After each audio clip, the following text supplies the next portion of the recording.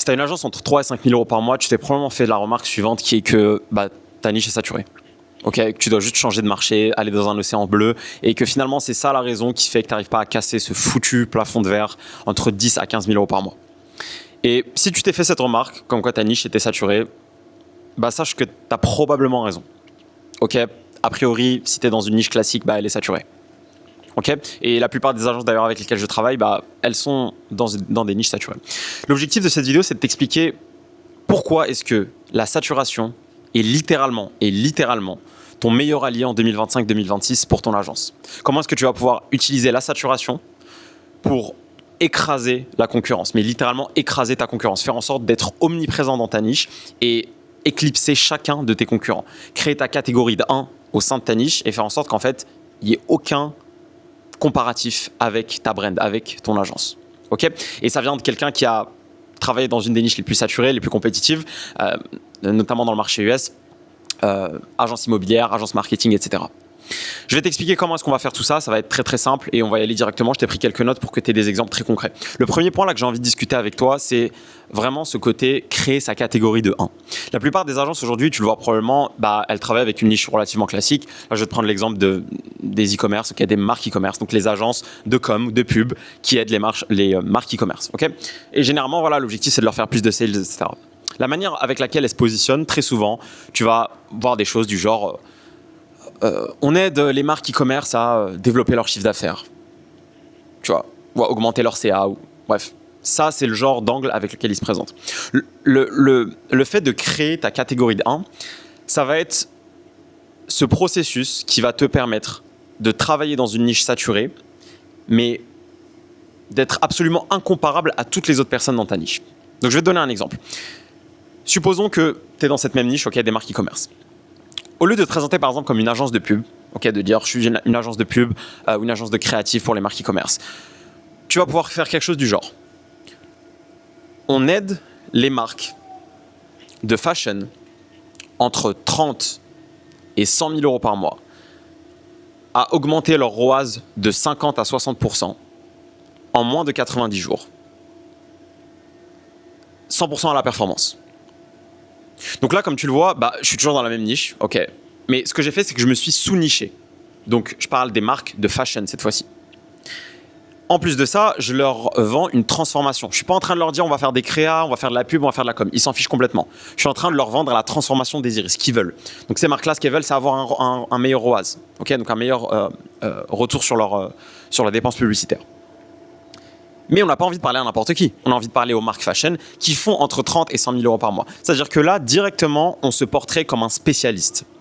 Et c'est toute la puissance, si tu veux, de ce concept de créer ta catégorie de 1.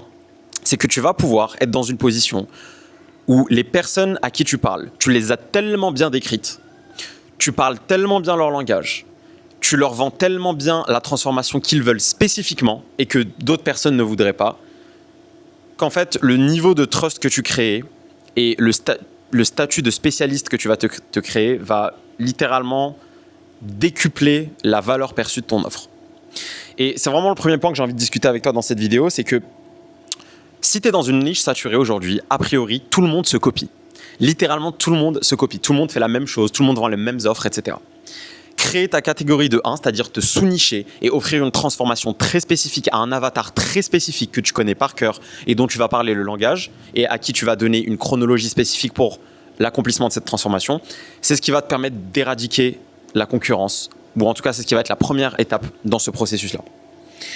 Le fait de créer ta catégorie de 1, ça va aussi te permettre, si tu veux, d'avoir des études de cas dont l'impact sera décuplé. Je m'explique. Si tu as une étude de cas qui correspond à une niche vague, tu vois, c'est-à-dire que supposons tu as 10 études de cas, mais je sais pas, tu as une marque donc c'est dans la niche e-commerce, tu as une marque de fashion, une marque de cosmétiques, une marque de trucs pour les animaux, accessoires pour les animaux, etc. Bon, c'est toujours dans la surniche, on va dire, e-com, mais c'est pas vraiment les mêmes marchés. Ce qui fait que quand tu vas vouloir présenter tes études de cas, ou ta social proof, etc., dans ton marketing, ça aura moins d'impact. Parce que, supposons que tu es en appel de vente quelqu'un qui a une marque d'accessoires canins, par exemple, ou pour animaux, peu importe, et que les études de cas que tu lui montres, c'est des marques cosmétiques. bah, l'impact il sera moins bon. Ok, il sera moins puissant. Il va moins s'identifier à la transformation que tu es en train de lui montrer. Donc ça, c'est le premier point. Ça va être de créer ta catégorie de 1. Tu as envie de créer cet effet chez ton prospect où il va se dire « Attends, personne ne propose ça de manière aussi spécifique. Il n'y a personne là qui parle aussi précisément de ma situation spécifique. Donc j'ai envie d'aller le voir lui. » Même si cette personne-là, ce prospect-là à qui tu parles, bah, il est noyé dans un océan d'autres personnes qui lui proposent la même chose. Ok ? Tu t'es créé ta propre catégorie de 1 et du coup, tu deviens littéralement incomparable. Le deuxième point, ça va être vis-à-vis de la distribution. Il faut que tu comprennes qu'aujourd'hui, avec ton agence, là, si tu es voilà, autour des 4-5 000 euros par mois et que tu n'arrives pas à passer ce fameux palier des 10K, 15K par mois, tu as très très probablement, 99,9% de chances que tu aies un énorme problème de distribution. C'est-à-dire que tu as un problème d'acquisition de trafic et peut-être même de conversion de ce trafic. Il faut aujourd'hui que tu mettes en place ce qu'on appelle un système d'acquisition multimodal. Ça ne suffit plus là de se reposer sur un canal d'acquisition, genre je fais que du cold call, ou alors je fais que de l'organique, ou alors je fais que des ads. Il faut que tu aies ces 3 leviers d'acquisition en même temps. La guerre de la distribution, c'est vraiment ce qui va être déterminant pour toi pour te sortir du lot dans ton marché. Si tu es dans une position aujourd'hui où tes prospects, ils te voient en organique sur Insta, ils te voient en organique sur LinkedIn, sur des posts textuels cette fois-ci, du contenu texte, ok ? Ils te voient sur YouTube, sur du contenu long forme vidéo. Ensuite, ils reçoivent tes DM à froid. Et ensuite, ils te voient en publicité. Je peux te garantir que dans cette configuration-là, tu seras à leur premier choix. Dans la masse là, de personnes dans ta niche saturée. Tu seras leur premier choix tout simplement parce que tu as réussi à créer cette sensation d'omniprésence. C'est-à-dire qu'ils ont l'impression que tu es partout. Et aussi bizarre que ça puisse paraître, tout le monde cherche un gourou, tout le monde cherche un leader, tout le monde cherche cette personne-là qui a l'air d'être partout, de tout savoir sur la niche spécifiquement. Hein, donc on n'oublie pas le premier point que j'ai adressé sur la catégorie de 1. Tout le monde cherche ce leader-là qui vont juste pouvoir suivre, tu vois, en fermant les yeux, en se disant « Ok, ce mec-là, je sais que c'est un crack dans ce que je fais spécifiquement. Je peux le suivre, je peux lui faire confiance. » Et c'est là où la guerre de la distribution va être ultra importante pour toi parce qu'aujourd'hui, tu es très probablement dans une situation où tu n'utilises pas tous ces leviers-là d'acquisition. Et la grosse erreur que tu fais, c'est de ne pas comprendre qu'ils synergisent entre eux. Comme je te l'ai expliqué, ces 3-là sont complémentaires. Le contenu, la prospection et les ads, ces 3-là sont complémentaires. Tu ne dois pas juste choisir ta team. Tu dois utiliser les 3 dans un funnel, dans un, on va dire, méga funnel dans lequel ils se complètent. Okay ? Donc, l'exemple typique, et c'est quelque chose qu'on a mis en place là avec un de mes clients aux US, c'est par exemple de redistribuer des assets vidéo que tu as eu. Donc on avait fait des ads avec un de mes clients aux US qui travaille justement avec les marques e-commerce. J'ai noté ça, en 4 semaines, il a généré 82 appels. Ok, il a une offre à $5 000. 4 semaines, 80 appels. Tout ce qu'on avait fait, c'est qu'on a retargeté toutes les personnes qui ont vu ces publicités avec des vidéos YouTube. Tout simplement. C'est-à-dire qu'on montrait ces vidéos YouTube, donc middle of funnel, donc vidéos full valeur comme celle que tu vois ici, où on donne des trucs actionnables, etc. Tous ces prospects-là qui étaient rentrés dans son tunnel, on les a retargetés avec ce genre de vidéos-là. Ce qui fait qu'on créait et on utilisait, on tirait profit, si tu veux, de ce principe en psychologie qu'on appelle la loi de la familiarité. C'est-à-dire qu'on a tendance à beaucoup plus respecter et faire confiance aux personnes qu'on voit partout, dont on a l'impression qu'on les connaît. Il y a cette ère de familiarité qu'on a réussi à créer avec eux. Tout simplement parce qu'on a créé un écosystème de valeur autour de notre brand qui fait qu'en fait, la conversion sur le long terme se fait beaucoup plus facilement. La ads, si tu veux, dans son cas de figure, c'était le premier ou le deuxième contact parce qu'il fait également de l'organique en short form. Et derrière, en fait, les vidéos YouTube qu'on leur présentait, qui étaient Mofu ou Bofu d'ailleurs, venaient juste convertir. C'était, si tu veux, le dernier petit coup dont ils avaient besoin, la dernière tape sur l'épaule dont ils avaient besoin pour convertir. Et c'est quelque chose qui est vraiment très peu fait, en tout cas dans le marché francophone. Je vois très peu de personnes faire ça. Les assets vidéo long format, c'est un de tes meilleurs outils de conversion. Je peux te garantir que quelqu'un qui a vu ta tête là sur YouTube pendant 2, 3, 4, 5, 6, 10 heures, c'est un client idéal. Je peux te garantir que c'est un client idéal. Les taux de closing, d'ailleurs, pour ce client-là spécifiquement, ils sont d'environ 85% pour les personnes qui viennent de YouTube. Okay ? Et c'est quelque chose qu'on a commencé à traquer récemment. On s'embête finalement. On s'embête, on se dit mais pourquoi est-ce que j'ai pas mis ma tête sur Internet, enfin sur YouTube spécifiquement, plus tôt ? Donc la distribution, ça va être quelque chose d'absolument essentiel pour toi. Et a priori, là, si tu es dans le marché francophone, tu joues vraiment le jeu en mode easy. Je peux te le garantir. Très très peu d'agences, voire aucune, dans la niche là, dans laquelle tu vas être, utilise ce levier-là correctement. Et encore moins utilise tous ces leviers d'acquisition de trafic en même temps.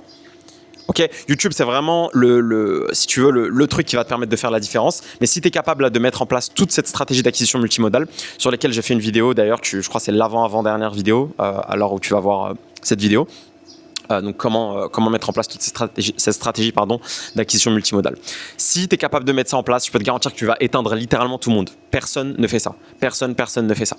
Ok, tu as envie de mettre en place ces assets-là qui vont travailler 24/24 pour toi. Dis-toi que le contenu particulièrement, il faut que tu vois ça comme un commercial qui travaille 24/24, qui est jamais fatigué, qui prend jamais des RTT et en plus qui s'améliore avec le temps. La vie est belle. Ok, les ads, ça va te permettre d'apporter un peu plus de prédictibilité et la prospection, c'est vraiment ce côté coût par acquisition très faible. Ok, quelqu'un avec qui tu vas pouvoir quelqu'un qui va rentrer, on va dire, dans ton processus de setting, ce que j'appelle du setting à tiède, ok, pas à froid.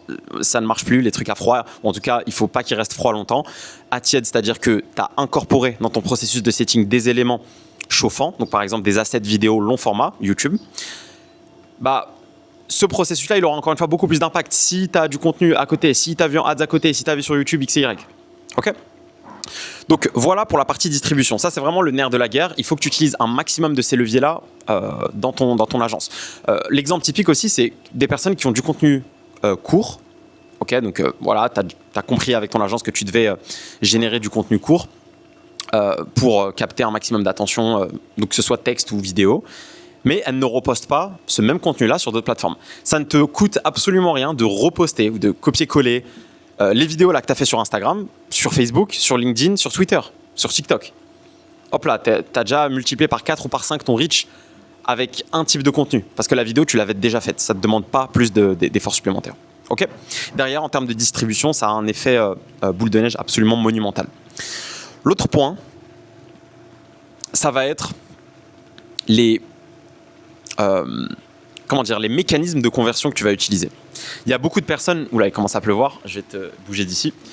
Il y a beaucoup de personnes, tu vas le remarquer dans ta niche, qui sont dans une position aujourd'hui où elles n'arrivent pas à convertir ces prospects-là. Donc cette attention-là qu'elles ont réussi à générer, elles n'arrivent juste pas à la convertir.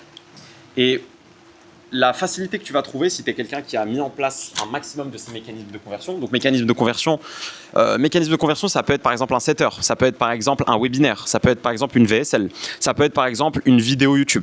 Okay, si tu es quelqu'un qui a pu mettre en place tous ces mécanismes de conversion-là, tu vas être dans une position très confortable où en fait tes prospects ont une facilité à passer de simple personne qui a vu ton reel passer comme tous les autres à quelqu'un qui se dit « Ok, j'ai envie de passer à l'étape supérieure avec ce mec-là. » Parce que par exemple, je sais pas, tu leur as distribué un lead magnet qui apportait beaucoup de valeur et qui leur permettait de résoudre un point de douleur bien spécifique.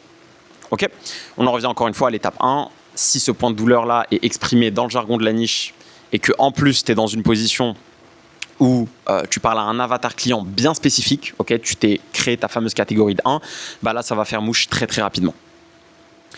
Le point suivant que je voulais mentionner avec toi dans cette même catégorie, c'est tout ce qui va être gestion là, de tes leads. Il y a beaucoup de personnes dans ta niche. Si tu es dans une niche saturée, encore une fois, on en revient au même point, c'est que 90%, 95% de ta concurrence est même pas drôle à battre, tellement ils en foutent pas une. Ils ont très probablement pas de moyen de manager leur CRM proprement. C'est-à-dire qu'ils n'ont pas de système de follow-up de leads, ils n'ont pas de pipeline bien spécifique, bien structuré, qui correspondent à chacun des états dans lesquels un lead peut être. Et l'effet que ça va avoir, c'est que ces personnes-là, sur le très long terme, elles ont genre littéralement 50 à 60% de leur CA qui part en fumée, juste par fainéantise, juste par manque de système, juste par manque de processus de relance et de nurturing au long terme. Ils n'ont pas mis en place des mécanismes là de conversion pour traiter ces leads-là qui, certes, n'étaient pas prêts à l'instant T, mais qui seront peut-être prêts dans 2 semaines, peut-être prêts dans 2 mois, peut-être prêts dans 1 an. Et c'est du CA, ça, que tu peux générer. Parce que leur attention, tu te l'es déjà accaparée. Tu n'as pas besoin de repayer pour l'avoir. Cette attention, maintenant, le défi, c'est de la convertir. Ils n'étaient pas qualifiés à l'instant T, ils peuvent l'être plus tard. Donc garde-les dans ta pipeline et mets en place des vrais process. Donc comme je t'ai donné plusieurs exemples, hein, VSL, webinaire, etc. Tu as les newsletters aussi qui sont de très bons mécanismes de conversion. Donc ça, c'est des choses que tu dois mettre en place et c'est des process que tu dois vraiment, vraiment avoir dans ton business pour pouvoir tirer le maximum de ces leads-là. Okay, si tu veux extraire tout le jus, on va dire, de chacun de ces prospects-là. Le dernier point, ça va être la partie closing. Okay, et honnêtement, ça me fait sourire rien que d'y penser. C'est que là, si tu es dans une niche saturée aujourd'hui, très probablement, tes concurrents font n'importe quoi en appel de vente. Et quand je te dis n'importe quoi, c'est le mec qui va faire semblant d'écouter ce que tu dis dans la phase découverte et qui va te donner des réponses ultra génériques à ce que tu dis et qui va vouloir un peu te forcer son système, tu vois, tout en un copier-coller, finalement qu'il vend à chacun de ses clients, sans creuser dans les spécificités de ta situation, etc. et d'apporter vraiment ce côté solution personnalisée à ton business. Et ça, c'est un levier extrêmement simple à utiliser, dont tu peux tirer profit facilement. Vraiment. La plupart des gens ne font même pas d'efforts en appel de vente. Et vraiment, si tu es dans une niche là, saturée, dans les niches classiques, on va dire, du monde des agences marketing, SMMA, etc., tu vois, on dit en anglais le low-hanging fruit, tu vois, le truc facile là, que tu peux choper très très facilement, sur lequel tu peux capitaliser. Donc, qu'est-ce que ça signifie de manière pratique, okay? Qu'est-ce que ça signifie concrètement? Le point le plus important que tu dois retenir ici, c'est la partie décortiquage dans la phase de découverte de l'appel de vente. En fait, tu dois comprendre toute leur vie, tout leur business de A à Z. Pourquoi est-ce qu'ils veulent de l'aide maintenant? Qu'est-ce qu'ils ont mis en place? Comment ils l'ont mis en place? Qu'est-ce que ça a donné de manière chiffrée? Okay, c'est quoi le niveau de volume qu'ils envoient tous les jours? C'est quoi leur taux de conversion? C'est quoi leur taux de churn? C'est quoi leur LTV? C'est quoi leur LTV sur CAC? C'est quoi leur... Enfin bref, toutes ces métriques-là qui régissent leur business, tu dois les connaître par cœur. Tu dois creuser là-dedans. Tu dois approfondir sur l'aspect du produit, par exemple. Quel est le produit exact qu'ils vendent? Pourquoi est-ce qu'ils ont décidé de vendre ce produit-là? Qu'est-ce qu'ils ont essayé pour en arriver à cette itération-là? Okay, pourquoi est-ce qu'ils ont choisi de s'arrêter là? Pourquoi est-ce qu'ils n'ont pas continué à itérer sur d'autres produits, etc. etc. Okay, savoir quelles sont les conséquences que ça pourrait avoir s'ils continuaient là-dessus. Pourquoi est-ce qu'ils sont venus vers toi et pas vers quelqu'un d'autre? À quel point ils sont familiers avec ce que tu pitches dans ton service, etc. Tu dois creuser, mais tellement, tellement fort dans la phase découverte que le prospect, en fait, soit dans une situation où ils se disent « Ok, ce mec-là, il sait tout de moi, là. Après la discussion qu'on vient d'avoir, il sait tout de moi. » Et quand tu seras dans cette situation-là, c'est là où tu pourras efficacement présenter ton système. Parce que tu vas être dans une position où tu as tellement creusé avec lui sur la phase découverte, où chacun des composants de ton système, tu pourras logiquement le lier avec les points de douleur qu'il t'a mentionnés dans la phase découverte. Parce que ça va couler de source. Okay, tu vas lui apporter X éléments qui est dans ton processus, tu vas lui dire, ok, ça typiquement, c'est ce qu'on utilise pour résoudre X points de douleur que tu as également mentionné. Et c'est ça qui va créer cette impression de, ok, c'est exactement ce qu'il me faut. Là, ta solution, c'est exactement ce dont j'ai besoin à l'instant T. Tout simplement. Ça, très très très peu de personnes sont capables de le faire. Ok, évidemment, pour en revenir au premier point, la preuve sociale, et le deuxième point également, la distribution. La preuve sociale et le fait d'avoir fait un bon marketing. Donc, le meilleur des marketing, honnêtement, c'est du marketing où une grosse partie, c'est de la preuve sociale, pour être honnête avec toi. Donc, si cette preuve sociale, justement, est très spécifique, donc c'est-à-dire que toutes les études de cas que tu lui montres, tout ton marketing, etc., il met en avant des personnes qui sont dans sa catégorie de 1, donc dans la catégorie 1 de 1 que tu as créée, dans la sous-niche spécifique, l'avatar client spécifique que tu as choisi, là, encore une fois, c'est pas 2 fois plus efficace, 3 fois plus efficace, c'est 100 fois plus efficace. Parce que je peux te garantir que 3 études de cas que tu présentes pendant ton processus de closing qui correspondent parfaitement au client sont bien meilleures que 100 études de cas qui sont générales, okay, qui sont pour d'autres clients mais qui ne sont pas vraiment dans la situation exacte. Si tu présentes des études de cas où les mecs ont le même niveau de revenu au départ, au moment où vous avez commencé votre partenariat, ils sont arrivés au même niveau de revenu cible du prospectat et que c'est récent en plus de ça, et que tu présentes ça dans son jargon, etc., tu utilises le même vocabulaire que lui, c'est juste le closing le plus facile de ta vie. Ok. Dernier point là que je voulais discuter avec toi, c'est ça va pas vraiment avoir avec des tactiques marketing spécifiques, mais c'est de comprendre que juste le fait de ne pas quitter et de faire genre juste 2 fois plus d'efforts que les autres, ça va inévitablement te permettre de gagner. Et vraiment, je voulais finir sur ce point-là parce que la plupart des gens, en fait, quand ils parlent de saturation, ils ne se rendent pas compte que vraiment, dans les niches saturées classiques, sur 1000 personnes, je peux te garantir qu'il y en a genre 10 qui sont vraiment, vraiment genre dangereuses pour toi. Ok, ou alors à ton niveau. Si tu es quelqu'un là de sérieux, et a priori si tu regardes ma chaîne, etc., et que tu appliques ce que je dis, tu es quelqu'un de relativement sérieux dans ton business, dans ton agence. 10 personnes sur 1000, genre vraiment. Et peut-être que j'exagère même, hein, peut-être que c'est probablement moins. 10 personnes sur 1000, ça c'est tes concurrents. Donc représente-toi ce que c'est, genre vraiment, ferme les yeux et représente-toi 1000 personnes. Il y en a littéralement 99% qui vont juste quitter. En fait, ils n'ont juste pas les épaules pour faire ça, de base. Ils n'ont pas les épaules pour envoyer les 100 messages de prospection par jour. Ils n'ont pas les épaules pour faire les 2 vidéos YouTube B2B par semaine. Ils n'ont pas les épaules pour faire les 20 contenus par semaine. Format court, je parle, donc texte ou vidéo short. Ils n'ont pas les épaules pour faire les 4 relances par semaine sur tout leur CRM là, de 100, 1000 ou 2000 personnes. Ils n'ont pas les épaules pour améliorer leurs produits à chaque fois qu'ils ont un retour client. Ils n'ont pas les épaules non plus pour faire tout ça sur le long terme. Tout ce que je viens de mentionner, ne pas le faire que sur 2 semaines, le faire sur 6 mois, le faire sur 18 mois. Si tu es quelqu'un qui est capable de se tenir à ça, genre littéralement de se tenir à la routine boring, et oui c'est ultra boring, tu vois, c'est chiant, sur le long terme, tu vas gagner. C'est absolument inévitable. Et le fait de juste être dans une situation où tu te dises, je vais juste pas lâcher, en fait, je vais pas quitter, parce que je sais que ma concurrence, là, sans même mettre en place tout ce que j'ai discuté dans cette vidéo, ta concurrence va quitter. Genre juste le facteur temps tout seul, tu isoles le facteur temps tout seul, il y a quasiment plus de concurrence. Les agences là avec lesquelles j'étais en compétition, notamment dans le marché US, qui étaient là au tout début, genre il y a 3-4 ans quand j'ai commencé, et qui sont encore là aujourd'hui, je les compte sur les doigts d'une main, littéralement. Et généralement, c'était des agences qui étaient déjà big à l'époque.